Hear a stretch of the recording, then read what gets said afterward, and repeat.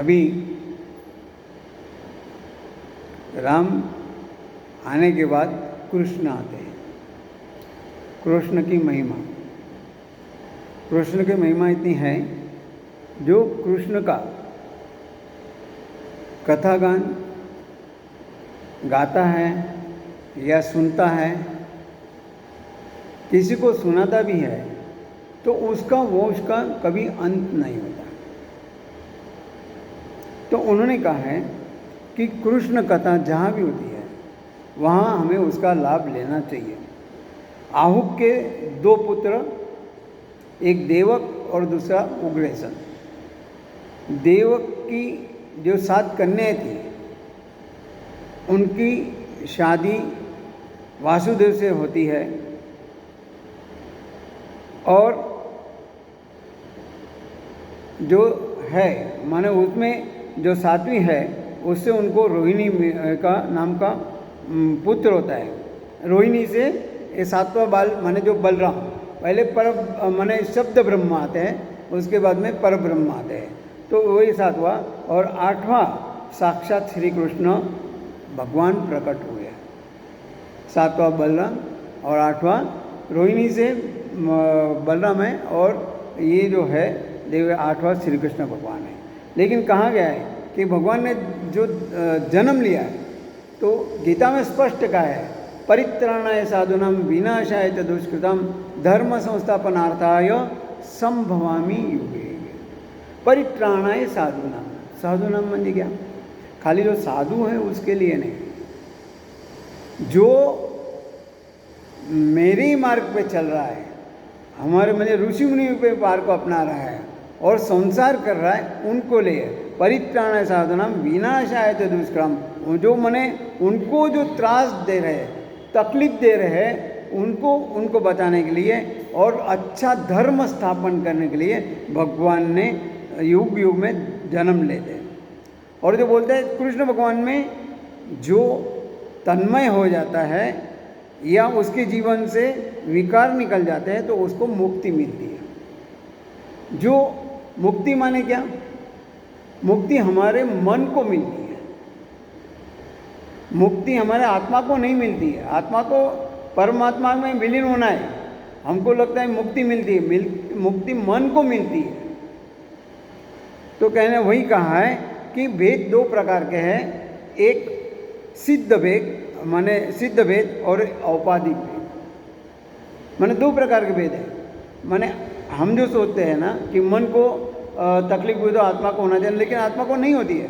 यहाँ पे वो बताए, अगर गाय है वो कभी घोड़ा नहीं बन सकता है, घोड़ा है वो कभी गाय नहीं बन जाए, ये स्वयं सिद्ध है। लेकिन उसी तरह हम अगर देखेंगे कि पानी है और बर्फ़ है, बर्फ़ का जो पानी, बर्फ़ जो बना है पानी से ही बना है।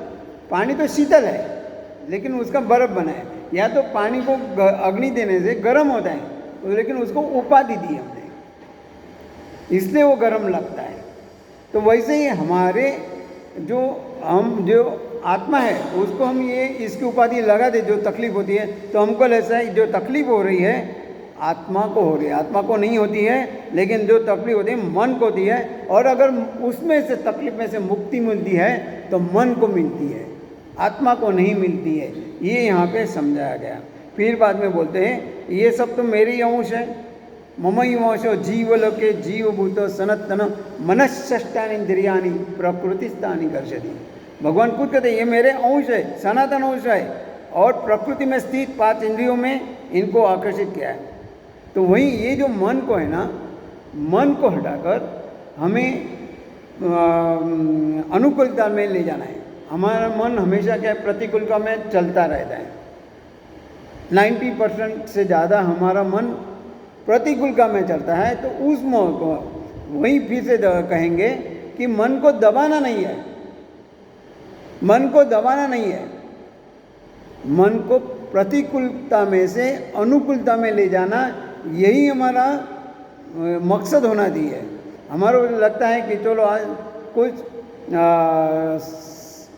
खाने में श्रीखंड खाता जाए, तो लेकिन 2 कटोरी खाते तो आधी कटोरी खाओ।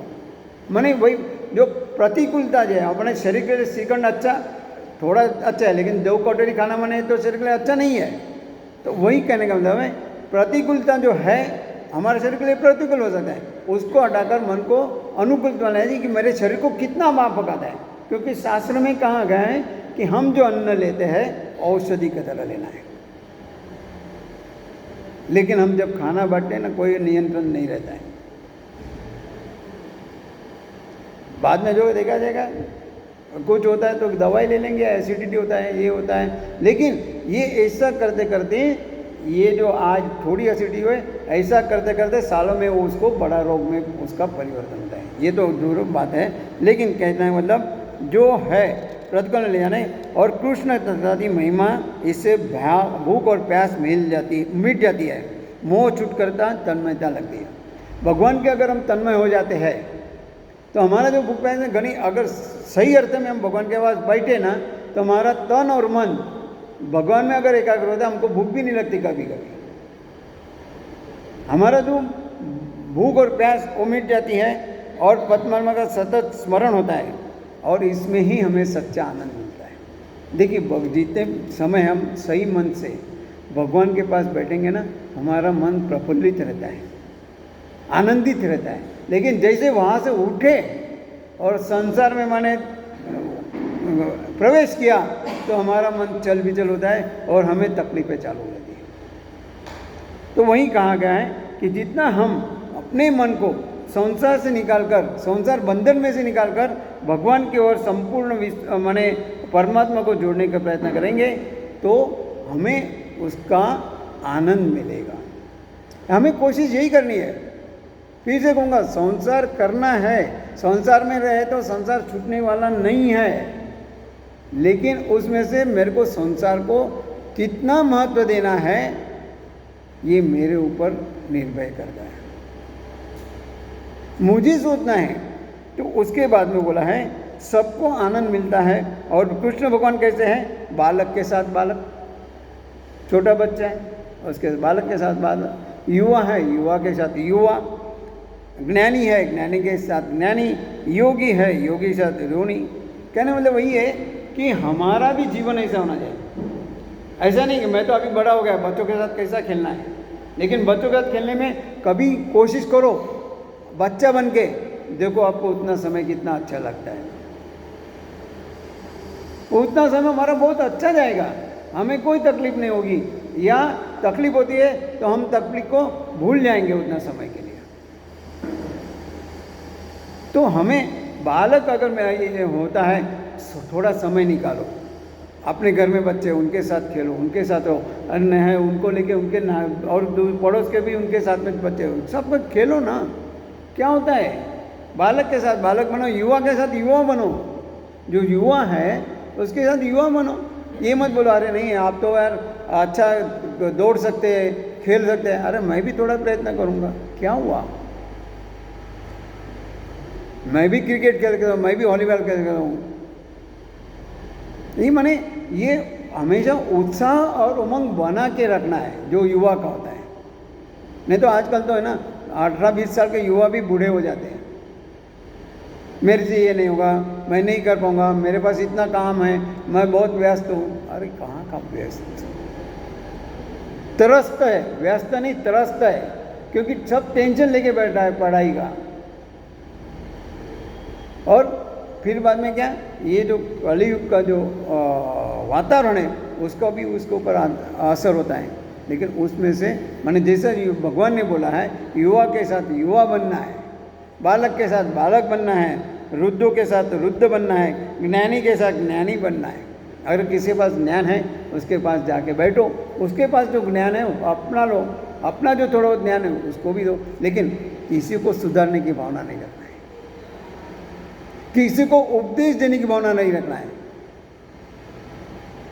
उसके बाद में कहा है कि ऐसा योगी के साथ योगी है। कृष्ण लीला में बहुत सारे रस है, और सबसे बड़ा जो रस है वो प्रेम रस है, सबसे बड़ा। उसमें बोला है कि हास्य रस है, करुण रस है, श्रृंगार रस है, वीर रस है। भगवान के पास सभी रस है, उससे सबसे ज़्यादा है प्रेम रस है। तो वो देखा है कृष्ण को ढूंढने जब गोपियाँ जाती है तो वो कहती है मैं ही माने कृष्ण को ढूंढते ढूंढते मैं अपने आप को भूल गई और मैं ही खुद कृष्ण बन गई। कहना मतलब ऐसा हमारा ये होना चाहिए कि दासोहम में से सोहम बनना है। तो वही मैंने अहंकार खत्म हो गया। 10वां स्कंद यहाँ पे चालू होता है। फिर बाद में बोला है जीव 4 प्रकार के होते हैं। जीव 4 प्रकार के होते हैं। सबसे पहला पामर जीव, विषय जीव, मुमुक्ष जीव और मुक्त जीव। ये जो पामर जीव है ना, वो क्या है, अधर्म से या अनीति से पैसा कमाया, अनीति में जाएगा। फिर बाद में बोलते हैं विषय जीव, अनीति से पैसा कमाया है, धर्म से भी कमाया है, धर्म से जो पैसा कमाया वो भी इंद्रिय सुख में जाता है, संसार में चला जाता है। बाद में बोलते हैं कि मुमुक्ष जीव। मुमुक्ष जीव माने क्या है कि मेरे को भगवान की ओर जाने का है, भगवान का काम करने का इच्छा है। और जो अंत में है कि वो बोलते हैं कि मुक्त जीव माने जो कांता और कनक को बंधन से छूटा हुआ है और सिर्फ भगवान का ही स्मरण करता है, उसको मुक्त जीव है। फिर बाद में बोला है भगवान श्री कृष्ण का गृहस्थाश्रम। भगवान श्री कृष्ण का गृहस्थम क्या है कि हम जानते हैं, सब लोग जानते हैं कि भगवान का कृष्णाश्रम इतना आदर्श था कि उसमें गृहस्थाश्रम और संन्यासाश्रम का हमें आदर्श देते हैं। सब कुछ होने के बाद भी कृष्ण भगवान के पास क्या नहीं था, ये बोलो। सब कुछ होने के बाद भी माने इतना होने के बाद भी कभी वो संसार में आसक्त नहीं हुए। उनके पास क्या नहीं था, इतनी रानियाँ थी, सब कुछ था। और फिर भी सन्यासियों के जो व्यास पूजा होती है उसमें सबसे अग्रणी स्थान में उनको स्थान दिया गया। इसलिए तब शिशुपाल को गुस्सा आया था। लेकिन कहना वही है, पति पत्नी प्रेम करे फिर भी दूसरों में आसक्त नहीं होना चाहिए। पति पत्नी दोनों प्रेम करते हैं, फिर भी आसक्त नहीं होना है, क्योंकि प्रेम होना अलग बात है और आसक्त होना बात है। जहाँ मोह है वहाँ प्रेम नहीं, और जहाँ त्याग है वहाँ प्रेम है।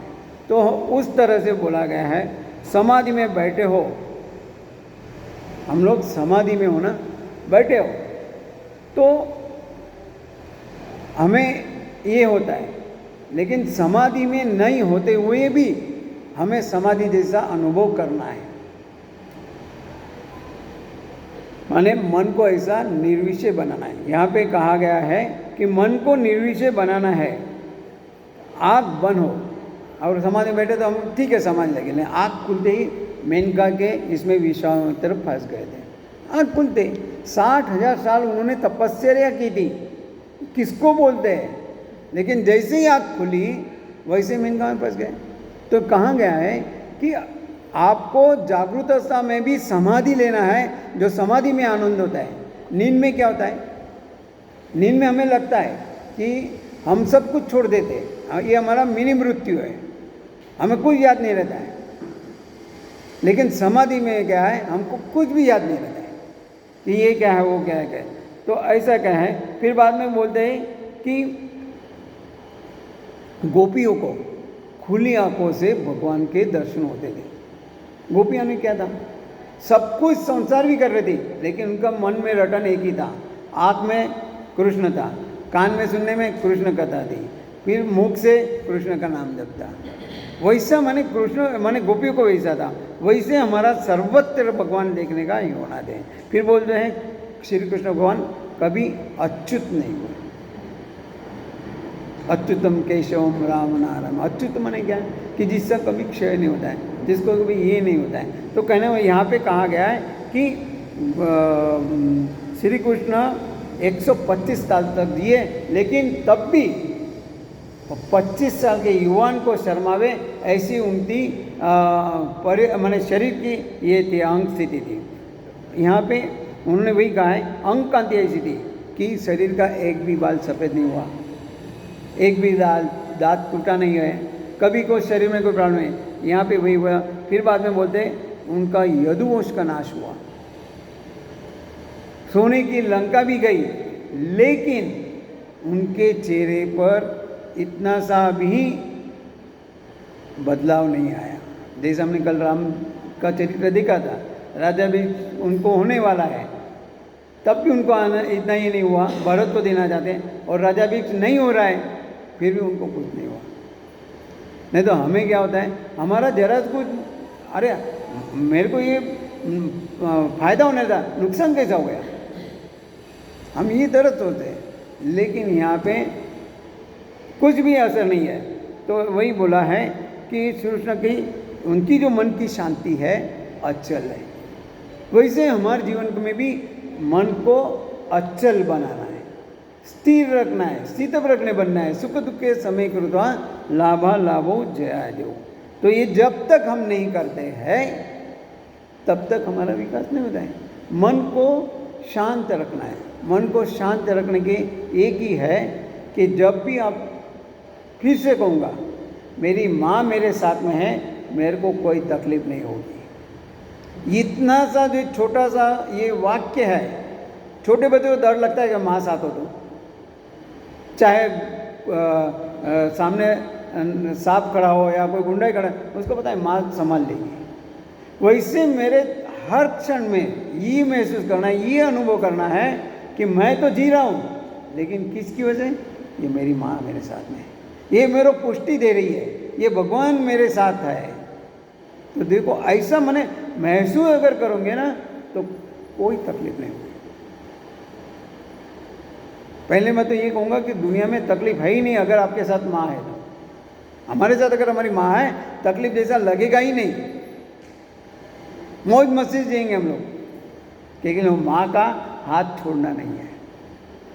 हम लोग माँ का हाथ छोड़ देते हैं क्योंकि हम बड़े हो गए, समझदार हो गए और माया को साइड में रख दिया है। अभी माँ की जरूरत नहीं है। बच्चे थे तब तक दिखता, लेकिन अब बड़े हो गए ना, हम अपना संभाल लेंगे, माँ को बोलते हैं माँ तो चुप है।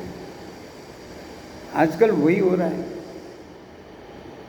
कि आज मैंने कुछ घरों में अपवाद छोड़ के बता रहा हूँ, माँ बाप कुछ बोल ही नहीं सकते हैं। मिलते हैं हम ना, अरे यार क्या बोलना है, बोल नहीं सकते यार, रह रहे साथ में, बात अलग है।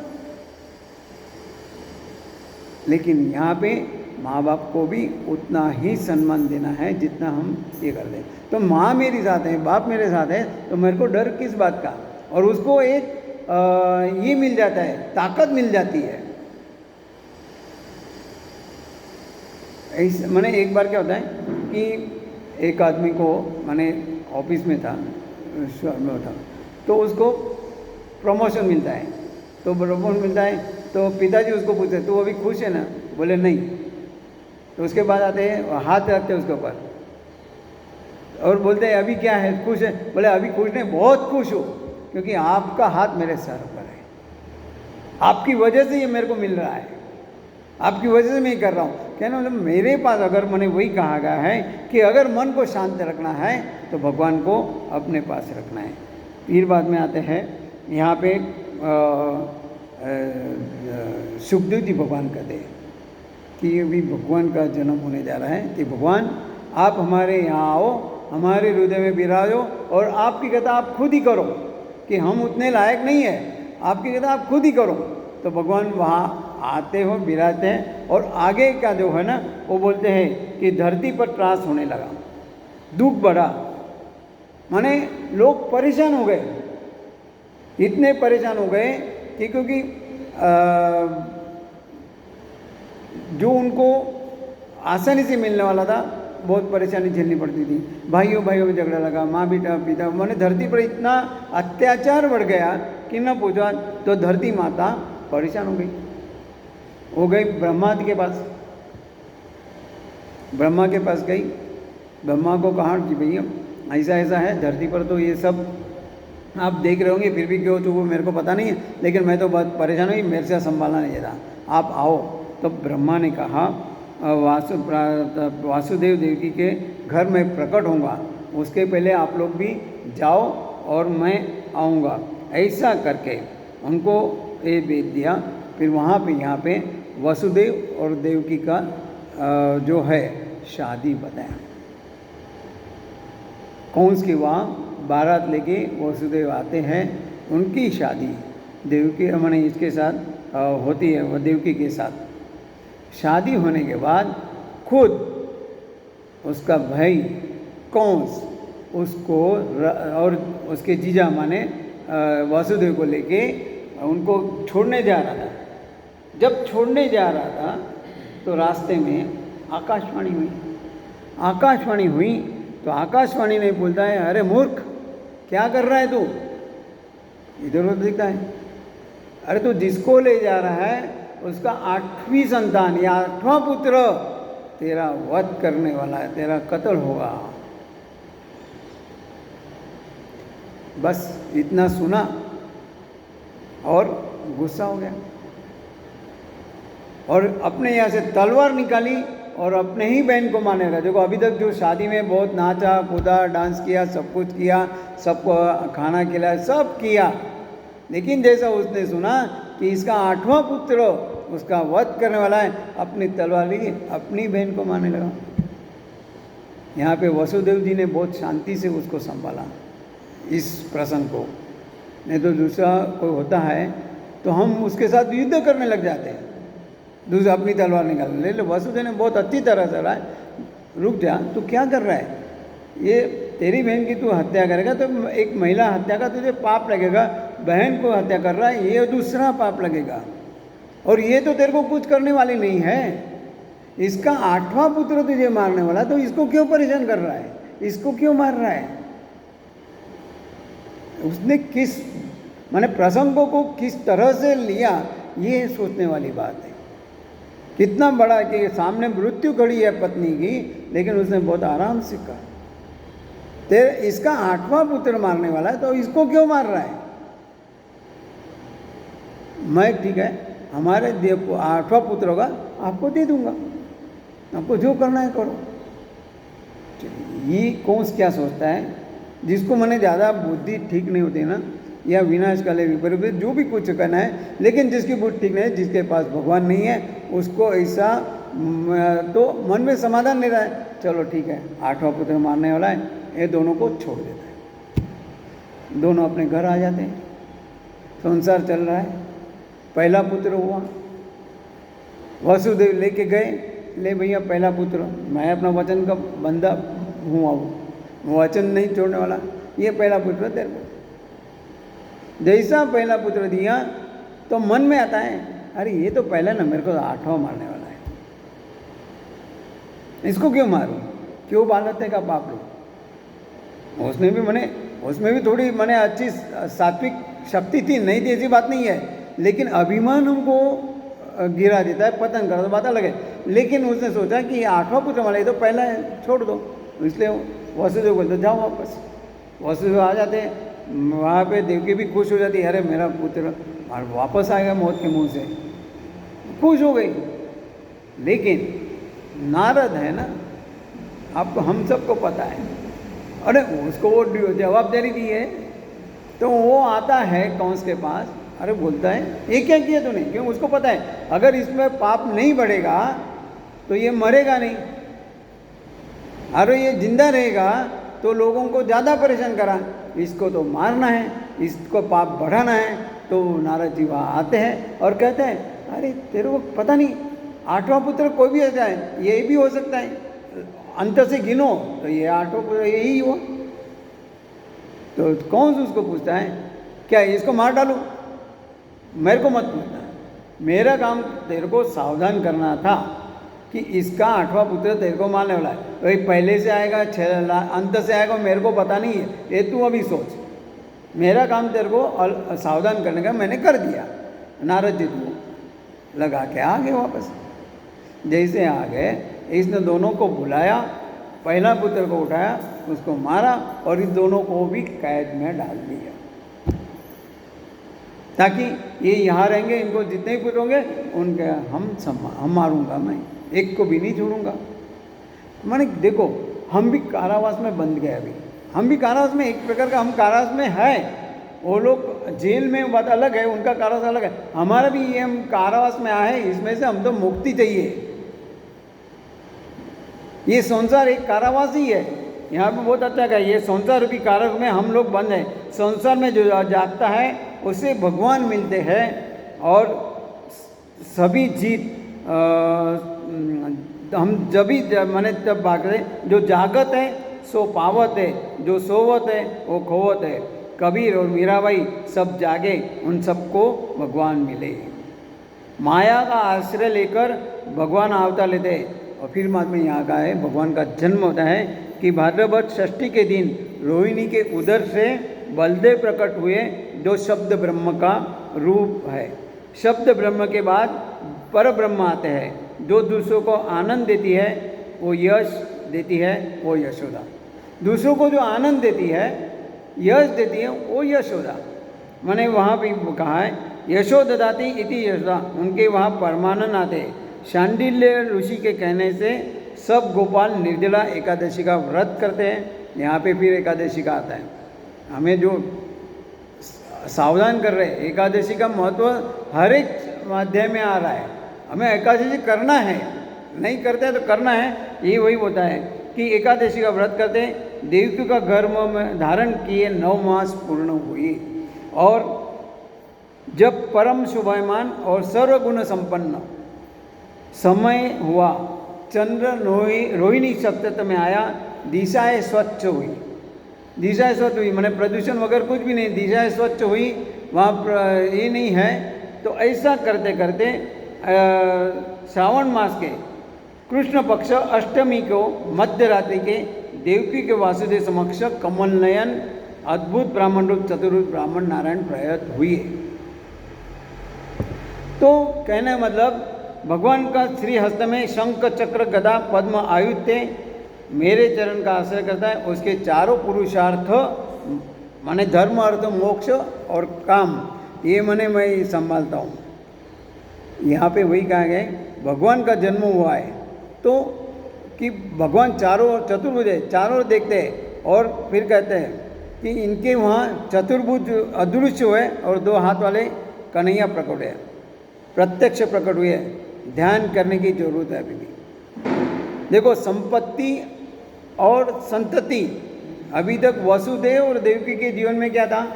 संपत्ति तो थी नहीं क्योंकि जेल में है, और संतति जितनी संतति है वो सत संतति का माने वो नाश का मार डालता था। माने जितने ही पुत्र हुए थे सबको वध कर देता। संतति नहीं है, संपत्ति भी नहीं है, फिर भी उन्होंने अपना भगवान का नाम लेने का, जप करने का वो कभी छोड़ा नहीं है।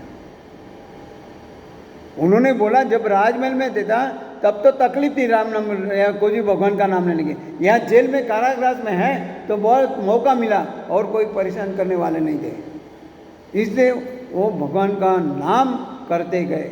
और वैसे करते करते उनके वहाँ इसलिए भगवान प्रकट हुए, कन्हैयालाल प्रकट हुए। प्रत्यक्ष माने ध्यान देने की एक जरूरत है। ज्ञान दीप प्रकट होने के बाद इंद्रिय रूपी एक आध दरवाजा खुला रहने से उसको विषय रूप पवन प्रवेश करने से ज्ञानदीप बुझ जाता है। कहने का मतलब ये कहते हैं कि जैसा ज्ञानदीप प्रकट होता है तो वो उसको कुछ भी एक आध विषय का असर होगा ना तो वो बुझ जाता है। इसलिए हमें इतना सब कुछ मिलने के बाद भी ध्यान करने की ज़रूरत है। हम ऐसे बोलते हैं भगवान के दर्शन हो गए, अभी ध्यान करने की क्या जरूरत है? ध्यान करना है, ज़रूरत है। प्रभु फिर बाद में यहाँ पे कहता है, भगवान कहते हैं कि मुझे गोकुल ले चलो। भगवान कहते हैं मुझे गोकुल ले चलो, क्योंकि भगवान को सब कुछ पता था, लेकिन लेके जाएंगे। तो जैसे उन्होंने टोपली लिया, टोपली में भगवान को रखा और माथे पर रखा, टोपली को माथे पर रखा, उसी समय उनके सब बंधन छूट गए।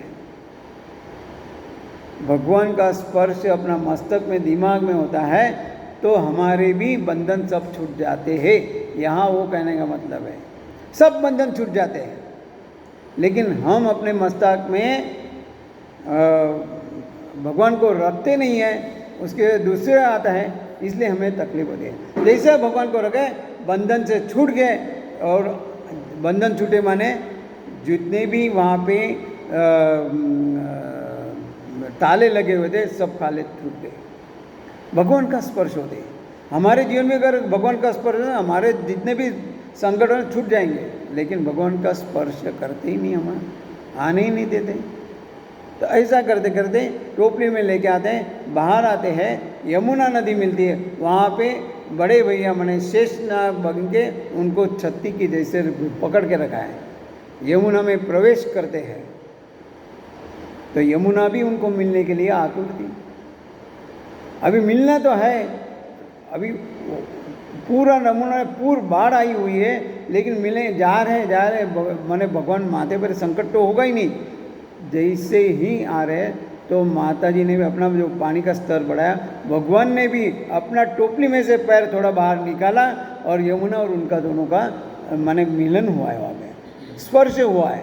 इसलिए जो टोपली में मैंने वासुदेव को कोई तकलीफ नहीं है और वसुदेव आते हैं वहाँ में गोकुल में।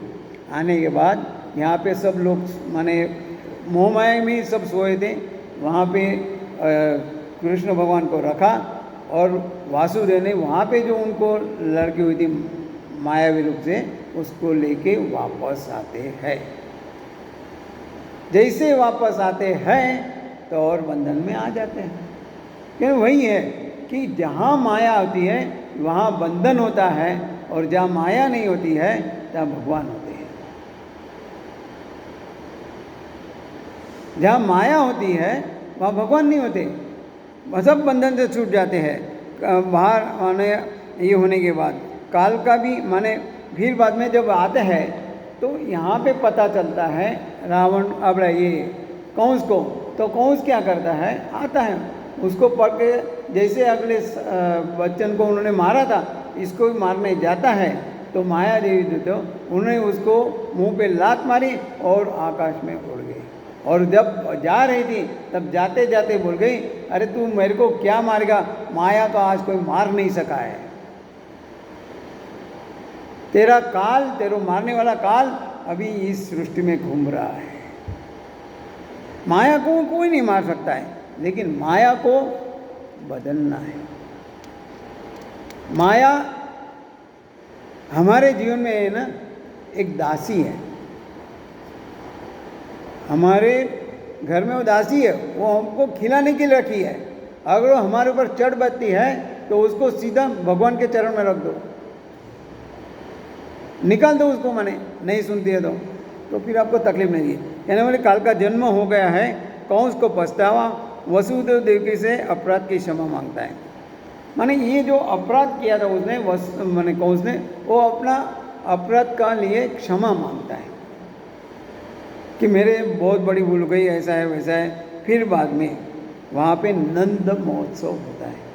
नंद महोत्सव माने क्या, उत्सव में पैसों का महत्व नहीं है, प्रेम और मन का मुख्य महत्व है। जीवात्मा का घर अपना शरीर है, शरीर को मथुरा बनाओ, हृदय को गोकुल बनाओ।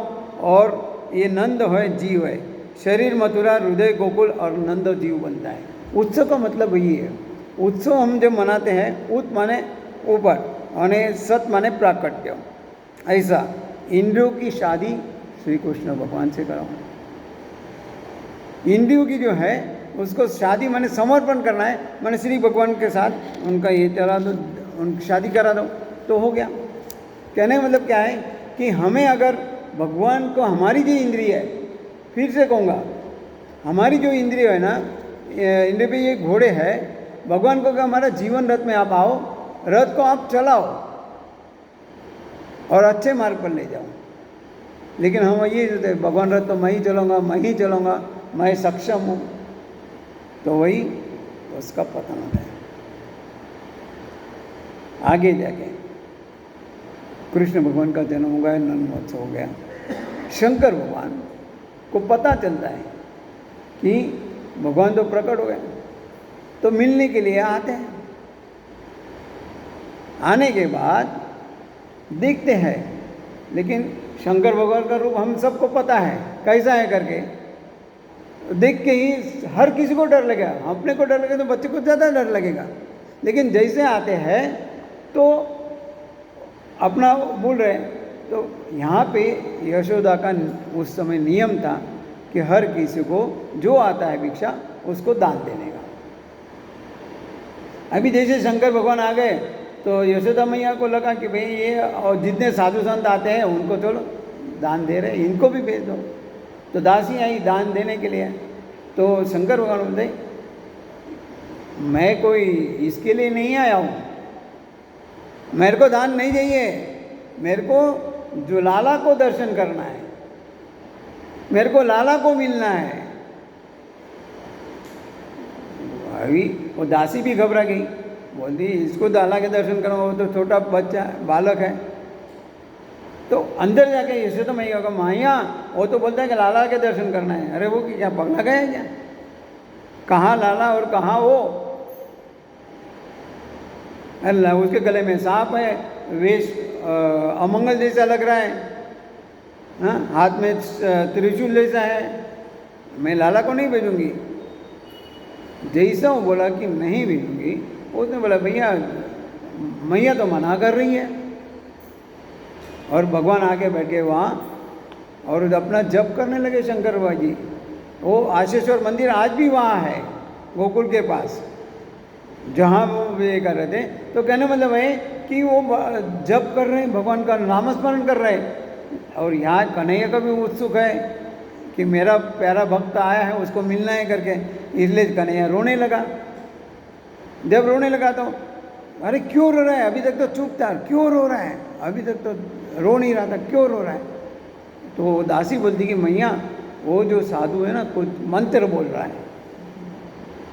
वो साधु है ना मंत्र बोल रहा है, इसलिए अपना लाला रो रहा है। तो वो क्या करती है, ठीक है भाई थोड़ी देर के लेके जाओ। जैसा लेके आते हैं कि आने के बाद वो दूर ही रखती हैं। अभी शंकर भगवान को लगा कि मैं यहाँ खड़ा रहूँ, वो उसके गोद में है, तो इसका मतलब क्या? जब तक उसको हाथ में नहीं लूँ तब तक कोई मतलब नहीं है। तो मैं मेरे को देखने दो, बोले मेरा हाथ में लेने दो। तो ऐसा करते करते उसने हाथ में लिया और उसको कहला, बोले ये तो बहुत अच्छा बनने वाला है, आनंद हो गया। उसको बहुत खुशी हुई और वो खुशी करने के बाद यहाँ पे वो जब उन्होंने कहा है कि जो ये जो है बालक बहुत अच्छा राजा बनेगा और भगवान का रूप नारायण बन के आया करके, माने उन्होंने कहा है कि महादेव के मंदिर में संत की परीक्षा जाति की या वेश से नहीं होती है। संत की परीक्षा या कौन सी जाति का है या उसने कौन सा वेश पहना है उससे नहीं होते, उसकी परीक्षा उसके आँखों से और उसके मनोवृत्ति से हो रही है। उसको आँखों में क्या प्रेम है, कितना स्नेह है, कैसी उसकी आँख है, और उसने जो मनोवृत्ति है, उसका बोलने का जो तरीका है, उस पर से उसकी परीक्षा होती है। ब्रह्म ज्ञान सरल सुलभ है, परंतु वही ब्रह्म दृष्टि हर एक को नहीं मिल सकती। ब्रह्म दर्शन करने के बाद आदमी को ये हो जाता है।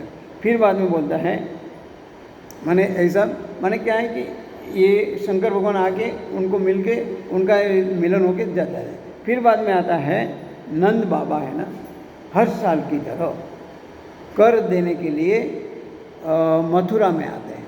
वो बहुत सारे माने क्या है, सुवर्ण की ताट और 5 रत्नों की भेंट लेकर माने उनके पास आते हैं। माने कंस के पास आते हैं तो कहते कि वाह मेरे वहाँ तो पुत्र हुआ है। अभी देखो जैसा उनका मेरे वहाँ पुत्र हुआ है तो कंस भी खुश हो गया। खुश होने के बाद कहता है कि तेरा पुत्र है ना बहुत बड़ा राजा बनेगा, शत्रु का विनाश करेगा, आपका नाम रोशन करेगा। माने जो शत्रु है वो भी उसकी प्रशंसा कर रहा है, तेरा पुत्र बहुत बड़ा राजा होगा, शत्रु का विनाश करेगा। तो बोलता है कि ये माने वंदन। तो ऐसा करते करते बहुत वो करता है। फिर उसको पता चलता है कि यहाँ पे फिर वो नंद बाबा है ना वसुदेव को मिलने आते हैं। वसुदेव को मिलने आते हैं तो पहले पूछते हैं कैसे है क्या है करके, लेकिन वसुदेव है ना जान जाते हैं। वसुदेव बोलता तू आप आए यहाँ कैसे, आपको तो वहाँ होना चाहिए था, गोकुल में होना चाहिए था, आप यहाँ क्यों आए? आप यहाँ आए मैंने उधर ज़रूर गड़बड़ होने वाली है, आप तुरंत वापस चले जाओ। और जाते समय ना कुछ साथ में लेके जाओ। हम जब भी बाहर जाते हैं ना, अपने घर में लाते हैं ना बच्चों के लिए खिलौना, तो वैसे ही भगवान के लिए हम जब बाहर जाते हैं, अपने घर में जो भगवान है ना, उनके लिए भी कुछ लाओ। वो मैंने अपना जो प्रवास है ना, यात्रा हो जाएगी। लेकिन हम कुछ लाते ही नहीं, अपने बीबी के लिए या बच्चों के लिए लाते हैं, भगवान के लिए कुछ नहीं लाते हैं। अरे वही भी हमारा घर का सदस्य है, उसके लिए भी उसके श्रृंगार की चीज़ें लाओ। नहीं सोने चांदी की, एटलीस्ट कम से कम कुछ अच्छे कपड़े लाओ, कोई अच्छे हार लाओ मोती के। मैंने कहना जब भी बाहर जाते हैं अपने घर में बोलते खाली हाथ नहीं आना है, हो सके वहाँ तक कुछ ना कुछ लेके आओ ताकि घर में बरकत रहेगी करके। तो मैंने तो बोलते हैं आप वापस चले जाओ। तो नंद बाबा अपने इसके लिए वहाँ से कुछ खिलौने लेके वापस आते हैं। लेकिन जैसे वापस आते हैं तो उसके बीच में जो हमने देखा था पूतनावत, उसके मैंने नंद बाबा आने के पहले यहाँ गोकुल में क्या होता है, जो पूतना है, पूतना को कंस ने बोला था 3 साल के नीचे जितने भी बच्चे हैं उन सबको मार डालो। माया वो बता दिया था कि भाई तेरा काल तो सृष्टि में आ चुका है। तो बोलता है अभी भी जो जिन्होंने जन्म लिया है, ऐसे छोटे जो बालक है 3 साल के, उन सबको मार देना है। तो पूतना वही करते करते वहाँ आती है गोकुल में। गोकुल में आने के बाद पूतना माने जो पूत माने पवित्र, ना माने नहीं है, जो पवित्र नहीं है, जिसके पास अविद्या है, जिसके पास अज्ञान है, लेकिन जब आती है तब श्रृंगार करके आती है।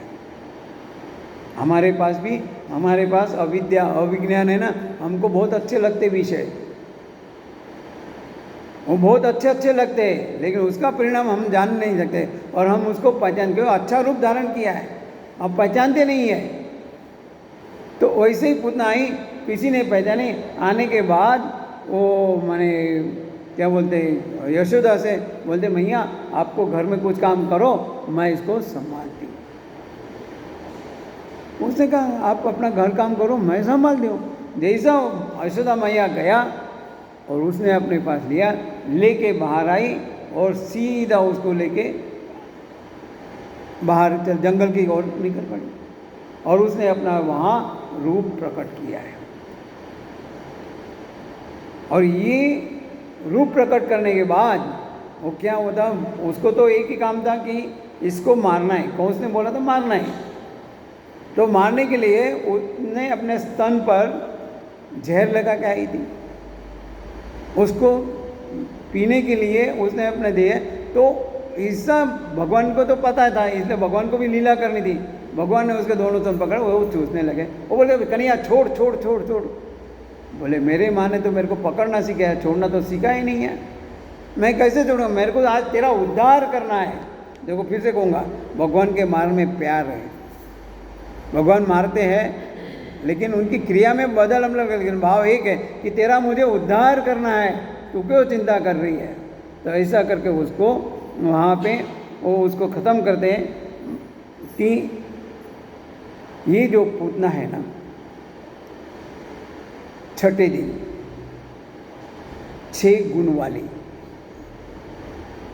और जहाँ पे वो माने 6 गुण माने 14 को आती है, कहना मतलब तेरा। तो वहाँ पे जो आई है माने उसके वहाँ जो यहाँ पे बताए गए 5 ज्ञानेंद्रिय, 5 कर्मेंद्रिय और मन बुद्धि चित्त और अहंकार, ये 4 चीज़ें माने होती है, या माने 14 ठिकाने में ये पूतना रहती है।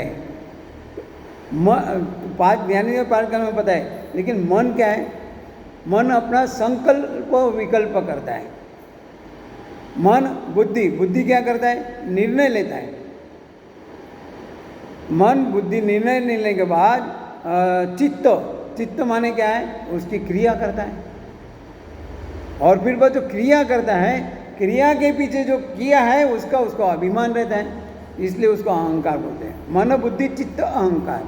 मन माने जो संकल्प विकल्प करता है, बुद्धि माने जो निर्णय लेता है, चित्त माने जो बुद्धि ने ली हुई निर्णय को अमल करता है, क्रिया करता है। और क्रिया करने के बाद जो यहाँ पे सब महत्व की बात है, अहंकार करता है, अभिमान आता है, उसका पतन होता है। अगर वो अभिमान नहीं करे तो मन बुद्धि चित्त भी बहुत अच्छी तरह काम कर सकते हैं। तो वही कहा गए। तो 14 टीका लेने वाली तो उसको मारा है, फिर रूप धारण किया था उसने आई थी। तो यहाँ पे भी बोला है कि रहस्य इसके पहले मुझे हमारे गो मन इंद्रिय विषय में जाने के बाद वो पूतना उसको सताती है। उसके हमारे जो इंद्रिय विषय की ओर गई है, बहिर्मुख हुई है, उसको हमने वापस भगवान के पास लाना है। अगर बहिर्मुख होती है तो हमें त्रास देती है। श्री कृष्ण को छोड़ के मथुरा में गए, श्री कृष्ण को छोड़ के मथुरा गए। नंद बाबा माने जो जीव और जो माने शरीर है, दोनों रुत गए। और यशोदा की बुद्धि क्या है, वन में गए, माने घर में गए, काम काज में सुख। तो ऐसा बताया गया, देह सुख को प्राधान्य दिया, इसलिए वो अज्ञान था और हृदय पर उसको विराजमान नहीं होने दिया। ऐसा होते हुए हम भी अपने जीवन में क्या करते हैं, हमारे आत्मा के ऊपर आवरण लाते हैं। आत्मा के ऊपर आवरण लाने से क्या होता है, हमें पता नहीं चलता है कि मैं क्या हो रहा है करके। संसार सुख भोगने के लिए मनुष्य भी ऐसा विष का पान करता है, संसार सुख भुगतने के लिए। हमें पता होता है कि इसका परिणाम क्या है करके, फिर भी हमें अच्छे लगते हैं। जैसे पूतना अच्छी लगी क्योंकि बाहर से वो अच्छी सज धज के आई थी, वैसे हमारे जो विषय हमारे पास आते हैं वो सज धज के आते हैं, हमको अच्छे लगते हैं, हमको लुभाते हैं, हमारा मन भी उतर जाता है। लेकिन उसी वक्त बोला है, परंतु ये है उसको हमें भगवान की ओर समझ करना है। यहाँ पे कहा गया है कि जो सुंदर लगता है, हृदय जिसका सुंदर है और जिसको माने आकर्षक भी है, लेकिन अंदर जो विष भरा है वो सब पूतना है। हमारे आजू बाजू में अगर कोई है, अच्छा अच्छा मीठा मीठा बोलेगा, सब कुछ करेगा, लेकिन अंदर में कुछ द्वेष भरा है, मत्सर भरा है, तो ये सब पूतना है। बातें अच्छी अच्छी करेगा, बाहर जाने के बाद फिर कुछ करेगा, ये सब पूतना है। संसार सुख भुगतने के लिए मनुष्य भी मैंने ऐसे आवरण करता है। तो धीरे धीरे यहाँ पे वही बोला गया है, आदमी है ना, जब उसका रूप देखा पूतना का रूप देखने के बाद सब मोहित हो गए। फिर से कहा गया यहाँ पे कि आप माने बाहर के रूप की प्रशंसा मत करो, अंदर जो आत्मा है उसकी माने उसकी ओर देखो, कितना अच्छा है क्या है करके। माने जो मीमांसा करनी है ऊपर के माने चमड़ी की मत करो, मनुष्य के चमड़ी की ये मत करो, उसके अंदर जो है उसका ये करो। फिर बाद में आता है कि भगवान ने कहा है, जो मेरा होता है उसका विनाश कभी नहीं होता है। जो मेरा होता है, भगवान कहते हैं जो मेरा होता है उसका विनाश कभी नहीं होता है। बाद में पूतना वध होने के बाद पूतना के जो 6 दोस्त थे हमने देखे, काम क्रोध लोभ मोह मद मत्सर। भगवान के 6 गुण हैं, भगवान के जो 6 गुण हैं, ज्ञान, वैराग्य, यश, श्री, और ये कहा गया है ऐश्वर्य, वीर्य, यश, ज्ञान, वैराग्य और श्री। भगवान के ये जो 6 गुण हैं, ऐश्वर्य, वीर्य, यश, ज्ञान, वैराग्य और श्री, ये 6 गुणों से भगवान ने उसको मारा है, पूतना को। और मैंने काम क्रोध लोभ को उन्होंने किया। गोपियों भी इंद्रियों में भगवान को एक साथ देखते हैं। पूतना कौन थी? अभी पूतना कौन थी, हमें ये प्रश्न है ना, हमें इसके पहले ही देखा है पूतना। जब बलि राजा के वहाँ वामन भगवान आए थे, तब जब उसने देखा था कि अरे ये लड़का कितना अच्छा है, इसको अगर मांस स्तनपान करे तो कितना उसको सुख मिलता था। तो वो जो वात्सल्य भाव था, इसलिए वो यहाँ पे पूतना बन के उसको मैंने जो हमें इच्छा करती ना भगवान पूरा करते हैं, तथास्तु कहते हैं। तो इच्छा हमें कैसी करनी है, हमें सोचना है। हम जो करते ना, भगवान तथास्तु के लेने बैठा ही है। भगवान कभी मना नहीं करते, तो बोल, मैं देख ले, माँ कभी बच्चे को मना नहीं करती, 99% उसको देती है जो कुछ चाहिए हो, उसको समझाती भी ये तेरे काम के लिए है, तेरे काम के लिए उतना ही मैं तेरे को दे रही हूँ, ज़्यादा लोभ करेगा तो नुकसान होगा। इसलिए उन्होंने कहा है कि जो है वो उसको दिया जा रहा है तो उसमें हमें खुश रहना है। भगवान से जो मिलता है उसमें हमें संतोष मानना है, आनंद रहना है, भगवान से शिकायत नहीं करना, भगवान मेरे को ये क्यों नहीं दिया है करके।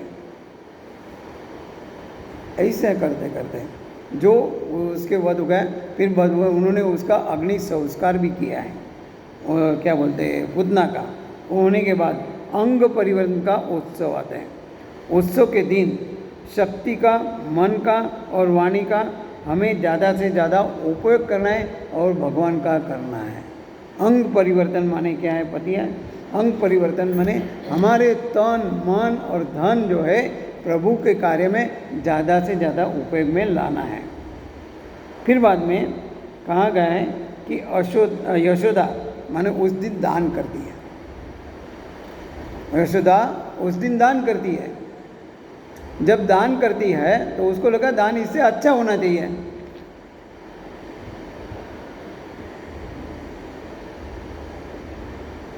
तो दान देने के लिए वो माने सबका अपना जो है, सबको कंठी का दान देती है, ये करता है।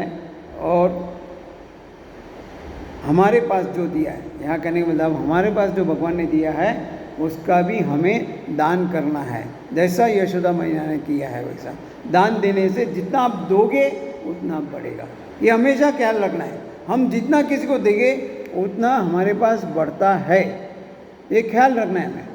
हम खाली ये नहीं सोचना है कि भाई मैं दे दूंगा मेरा खलास हो जाएगा। आप देते रहो, आपको मिलता रहेगा। बिना मने स्वार्थ का देना है। जो बिना स्वार्थ का देता है उसको मिलता ही है, मिलता ही मिलता ही है।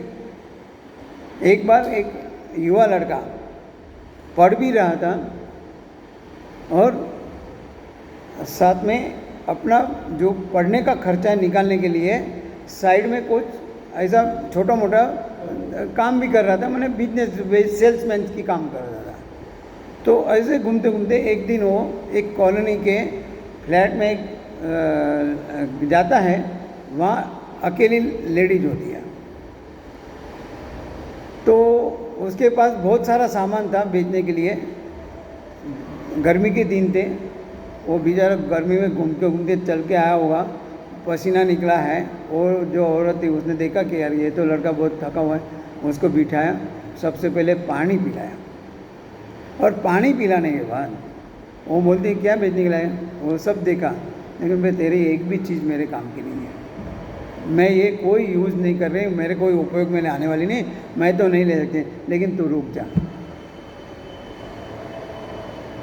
उसको रुकने के लिए कहा और अंदर जाके उसके लिए बढ़िया एक गिलास दूध बना के लाई और दूध पिला दिया उसको। लड़का खुश हो गया और इतना प्रफुल्लित हो गया, उसने दुआ दी कि ऐसा कोई पूछता नहीं, लेकिन इसने मेरे को पूछा है, बहुत अच्छा है, आज अच्छा लग रहा है। ऐसा करते करते क्या हुआ थी, मध में कुछ साल बीत गए। ये औरत भी 55-60 की हो गई, ये लड़का भी अच्छा डॉक्टर बन गया। तो एक दिन ये जो औरत थी उसको कुछ प्रॉब्लम हुआ, तो आजू बाजू के लोगों ने उसको उसी के हॉस्पिटल में एडमिट किया। और जैसा वो डॉक्टर था उसने देखा यार ये तो वही एक गिलास दूध वाली है, तो उसने उसका ट्रीटमेंट अच्छा किया। लेकिन उस औरत ने, वो तो भूल गई थी, उसको याद नहीं था। लेकिन यहाँ पे वही कहना चाहूँगा, किसी ने किए उपकार कभी भूलना नहीं है, किसी ने किया अपने लिए अच्छा काम कभी भूलना नहीं है। वो लड़का भी नहीं भूला, डॉक्टर बना, उसने तुरंत उसको पहचान लिया कि इसने मेरे को एक गिलास दूध पिलाया था जब मेरे को बहुत ज़रूरत थी। तो उसने उसको ट्रीटमेंट देने के बाद सब कुछ किया और बाद में बोलता है इसका कोई बिल नहीं लेगा ना। वो तो जब होश में ही ऑपरेशन करने के बाद वो जो एनेस्थीसिया होने के बाद उसका असर कम होगा, अरे इतना बड़ा हॉस्पिटल मैं यहाँ आई, बिल कैसे दें, वो अंदर के अंदर सोच रही है। तो उसका डिस्चार्ज का समय आ गया तो बोलते हैं बिल देखा तो बहुत सारा बिल था, बोले मैं तो कहाँ से दूंगी। उसी वक्त बोला नहीं आपका बिल का पेमेंट हो गया, बोलता है। क्या बोले एक ग्लास उसने पिलाया था, उसको याद है। मानवता यहाँ पे बोला जाता है। मानवता कब किसको कैसे काम लगेगी हम नहीं सोच सकते। ये हमें सोचना है, खाली ये नहीं दे लूँगा तो मेरा कम नहीं होगा, वो बढ़ता जाएगा बढ़ता जाएगा बढ़ता जाएगा। और कैसा बढ़ेगा, कितने माने प्रतिशत से बढ़ेगा हम नहीं कह सकते। इसलिए देने की वृत्ति हमको हमारे जीवन में लाना है। इसके बाद में शक्टासुर का ये आता है पूतना के बाद। हमें सबको पता है कि माँ यशोदा काम में लग गई है, अंदर चली गई, लड़के को माने बैलगाड़ी पे सुलाती है, ऊँचे नीचे झूला लगाती है बैलगाड़ी के ऊपर, दही उसके मटके रखे हैं। और शक्टासुर वहाँ आता है।